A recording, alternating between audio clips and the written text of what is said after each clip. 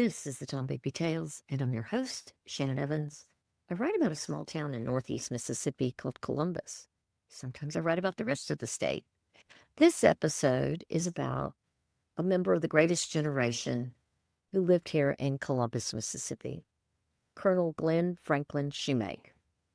Today we're going to dive into his extraordinary career, whose service spanned World War II skies, a POW camp, and the historic Berlin airlift. Born on May 11, 1915, in Hurd, Georgia, to James and Willie Bell Folds, Shumake was part of a generation that would soon be called upon for the greatest conflict the world had ever known. In 1940, as global tensions escalated, Glynn enlisted in the Army Air Corps. His journey to becoming a pilot began the following year. In 1941, when he went through the AC training at the legendary Brooks Field in Texas. This was the start of a nearly 3-decade career in service to his country. As a World War II veteran, Shumake found his calling behind the controls of the mighty B-17 Flying Fortress bomber. Records show an incredible level of dedication. He was assigned to the 303rd Bomb Group and flew as a lead crew pilot and air commander on an impressive 31 of his 37 credited combat missions. The stakes were always impossibly high. He was a key figure in his unit, serving as the 358th Squadron Ops Officer and later as a commanding officer. Major Shumake, at the time, volunteered for a second combat tour immediately after completing his first tour, a testament to his commitment to the war effort. His duty took him over 37 dangerous missions over Germany, but his final mission was one he would never forget. The legendary B-17s that he flew they were B-17Gs, and the one that he was on his last mission was a turretless B-17, but he belonged to what was called the real Hells Angels of the 303rd Bomb Group. Shumake flew with this 303rd Bomb Group, who famously called Hells Angels. This group was one of the most distinguished heavy bombardment units of World War II, based out of Molesworth, England. They were known for their exceptional performance, and a number of their B-17 flying fortresses became famous in their own right. Shumake's own plane, the Bouncing Betty No. 3, which he flew on his final fateful mission, adds its names to this list of legends. Here's some of the other most celebrated aircraft of the Hells Angels group.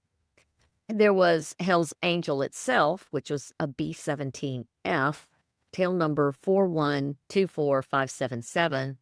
This is the aircraft that the group got its name from. It was the first heavy bomber of the 8th Air Force to complete 25 combat missions in the European theater, achieving this feat on May 13, 1943. This was 6 days before the much more famous Memphis Belle completed its 25th mission. Hells Angel went on to a total of 48 missions before returning to the U.S. for a war bond tour. The next one was Knockout Dropper, B-17F, tail number 4124605. This fortress was the first aircraft in the 8th Air Force to complete both 50 and 75 combat missions. It was a true workhorse of the European skies. Thunderbird, a B-17G, tail number 4238050. Thunderbird was one of the few B-17s to survive the war and fly over 100 missions, showcasing its incredible durability and the dedication of its crews and ground personnel. These aircraft, along with Shumake's Bouncing Betty No. 3, represent the might and dedication of the 303rd Bomb Group, a unit that flew more missions than any other B-17 group in the 8th Air Force. On May 30th, 1945, with the end of the war in Europe just weeks away, Major Shumake, serving as the mission air commander and flying as co-pilot, was on a mission to Bremen, Germany. The B-17G was hit by flak over the target, sustaining major damage to the right wing and gas tanks. The crew was forced to crash land the crippled bomber in a wheat field on the east bank of the Rhine River. All 10 crewmen were uninjured, but they were immediately captured by German troops.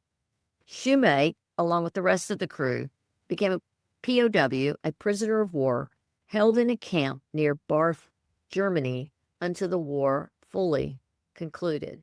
With the war won and his safe return home, many would have chosen a quiet life, but not Glynn Shumake.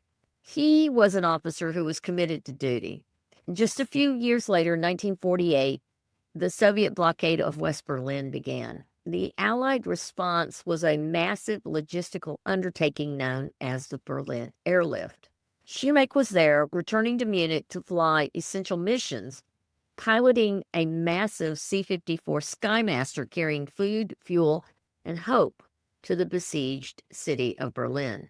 It was a mission of peace, demanding the same courage and flying skills he'd shown in combat. Later in his career, he would go on to pilot the iconic B-52 Stratofortress jet bomber.